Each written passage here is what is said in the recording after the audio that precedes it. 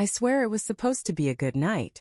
We were surrounded by laughter, champagne, and the kind of music that makes you want to forget about work, about bills, about everything. The lights were soft and golden, the kind that makes everyone look better than they really are. I saw my wife, Anna, standing near the balcony, glass in hand, smiling, no glowing, in that way she hadn't around me for a while. So when I went up to her, wrapped an arm around her waist and whispered, "Dance with me," I thought I was doing something sweet, something normal. She stiffened. I felt it immediately, like I just touched something fragile I wasn't supposed to. "Not now," she murmured, eyes darting to the people behind me. "Our friends, my colleagues, the ones with money and charm and perfect hairlines." I laughed it off, tried to make a joke, and pulled her gently toward the center of the room. The music was slow, romantic even, and I thought maybe we could just reset. But when I leaned in to kiss her, she turned her head, voice sharp and cold enough to slice through the music. "You're embarrassing me." I froze. The room didn't stop, but it might as well have. I could feel eyes on us. A few awkward chuckles, some polite glances away.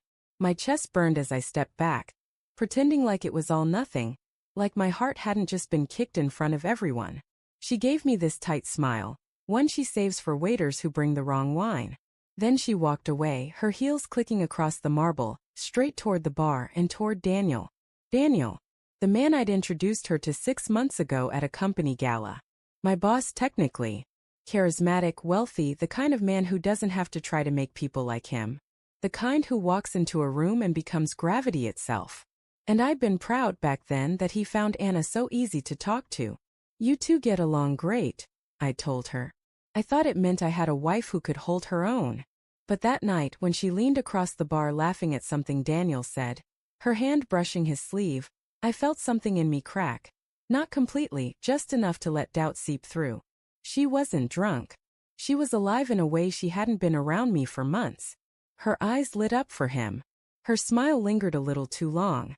And I stood there, a man with his drink sweating in his hand, realizing that I might not be the one making her glow anymore. I drove us home in silence. She stared out the window, scrolling on her phone, her reflection in the glass looking bored, distant. I wanted to ask her what that was back there. Why she said I embarrassed her. But the words felt too small for the storm building in my chest. So instead I said, "You looked like you were having fun with Daniel." She didn't even look up. "He's just easy to talk to. Unlike you lately." That one hit harder than I expected. Unlike me. I gripped the steering wheel tighter, the sound of the tires filling the silence. "You didn't have to make me feel like an idiot in front of everyone," I said quietly. "You were acting like one," she snapped. "You don't know how to read a room, do you? You can't just cling to me in public like that." "Cling," I repeated. "I was trying to dance with my wife." She sighed, turning back to her phone. "God, you're so dramatic." That night we didn't touch. She showered and went straight to bed, her back to me. I lay awake, staring at the ceiling, replaying the look on her face, the irritation, the embarrassment. Like my love was something inconvenient. The next few days things felt off. She was always busy. Late meetings. New clients.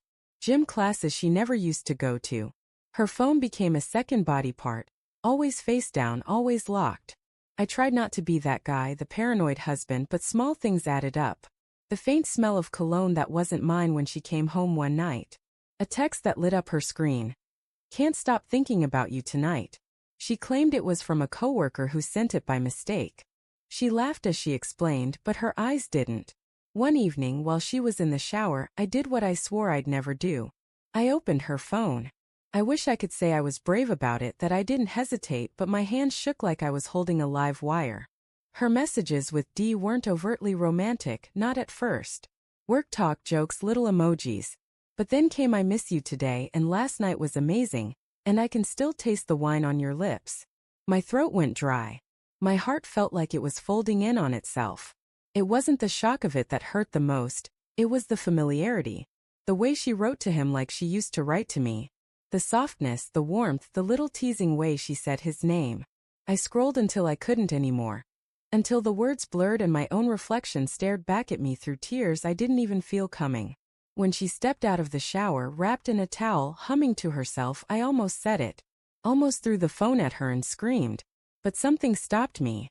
Maybe pride. Maybe the fear of what she'd say if I gave her the chance. So I just said, "How was your day?" She smiled, an effortless, practiced smile, and said, "Fine." I started watching her differently after that. The way she dressed. The way she laughed at her phone when she thought I wasn't looking. She was somewhere else now, somewhere I couldn't follow. I tried to fix things, to plan dinners, to be more attentive, but it was like trying to talk to someone underwater. Everything I said came out muffled, meaningless. Finally, one night, after 2 glasses of whiskey, I asked her outright, "Are you seeing someone else?" She froze mid-swipe on her phone. "What?" "Don't play dumb, Anna. I've seen the messages."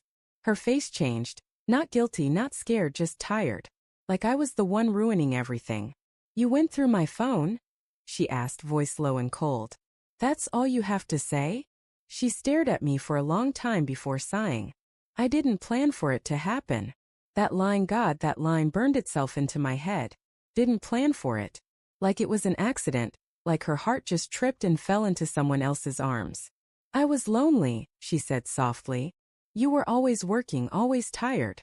I needed to feel something. I wanted to yell, to throw something, but all I could do was sit there, numb. And Daniel made you feel that, huh?" She didn't deny it. She didn't have to. Her silence did all the talking. She moved out 2 weeks later. Said she needed space, said she didn't want to hurt me more. Daniel transferred to another branch, but that didn't matter. The damage was already done. The house felt like a museum after that. Quiet, sterile, filled with memories that didn't belong to me anymore. Sometimes I still think about that night at the party. The music, the laughter, the way her eyes shone under the lights, but not for me. I think about how I reached for her hand, and she pulled away, embarrassed to be seen loving me. That was the moment I lost her, even if I didn't know it yet. People say betrayal is a single act, a line crossed, but I've learned it's slower than that. It's the silence that grows between 2 people. The distance you don't notice until you're standing in it, realizing you're the only one still trying to bridge the gap. And maybe that's the cruelest part. Knowing that I loved her enough to forgive her, but not enough to make her stay.